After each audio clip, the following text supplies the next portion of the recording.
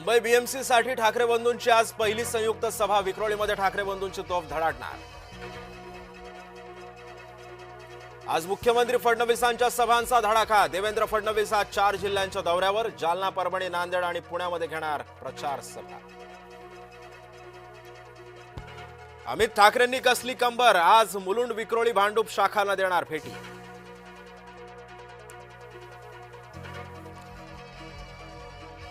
हा तर वाचून नामा मुख्यमंत्री देवेंद्र फडणवीसांचा ठाकरे बंधूंना टोमणा। खासदार नारायण राणेंकडून निवृत्तीचे संकेत। कधीतरी थांबायला हवं, शेवटी शरीर आहे। नारायण राणेंच्या वक्तव्याची सर्वत्र चर्चा। सर्व मनपामध्ये आघाडीची दयनीय अवस्था असेल। निकालानंतर दिसेल की कोण साटम कोण चाटम। गिरीश महाजनांचा ठाकरे बंधूंवर हल्ला। नागपुरात भाजपचे नाराज पक्ष श्रेष्ठींसाठी डोकेदुखी ठरण्याची शक्यता। तिकीट कापलेल्या भाजपच्या माजी नगरसेवकांची छुपी मोहीम। पक्षाचं काम करू नका, सभांना जाऊ नका, कार्यकर्त्यांना सूचना। भाजपचं दबावशाहीचं राजकारण सुरू। सुजात आंबेडकरांची टीका। बिनविरोध नगरसेवक निवडणुकीवरूनही आंबेडकरांचा हल्लाबोल। आमचा आरएसएस विरोधातला लढा वैचारिक असल्याचंही दिलं स्पष्टीकरण। राज्यात हिंदीची सक्ती नाहीच, उपमुख्यमंत्री एकनाथ शिंदेंची ग्वाही। बीएमसीच्या मुदत ठेवींमध्ये घट। गेल्या 4 वर्षांमध्ये 92,000 कोटींवरून 80,000 कोटींवर। त्र्यंबकेश्वर रोडवरील हॉटेलवर टोळक्यांचा धुमाकूळ।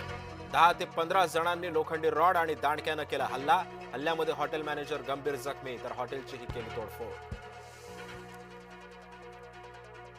अकोल्यात असदुद्दीन ओवैसींच्या सभेमध्ये लाठीचार्ज। सभेला आलेले लोक अनियंत्रित। उडाला मोठा गोंधळ। कोणतेही नियोजन नसल्यामुळे गर्दी अनियंत्रित।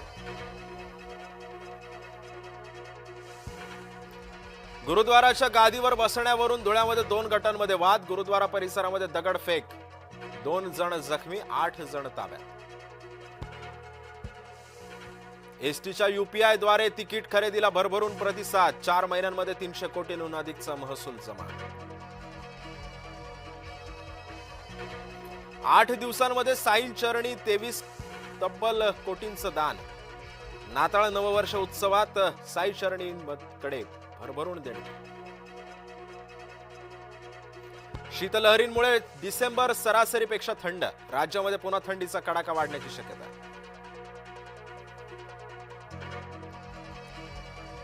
गुरमीत राम रहीमला पुन्हा एकदा 40 दिवसांचा पॅरोल।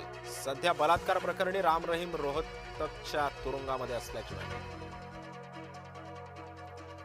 ऑलिम्पिक यजमानपद मिळवण्यासाठी भक्कम पावलं। पंतप्रधान नरेंद्र मोदींची ग्वाही।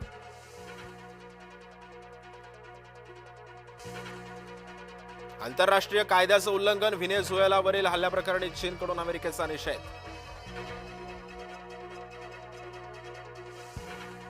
बांगलादेशचे सामने भारताबाहेर। सुरक्षेच्या कारणास्तव श्रीलंकेमध्ये खेळवण्याची आयसीसीकडे विनंती।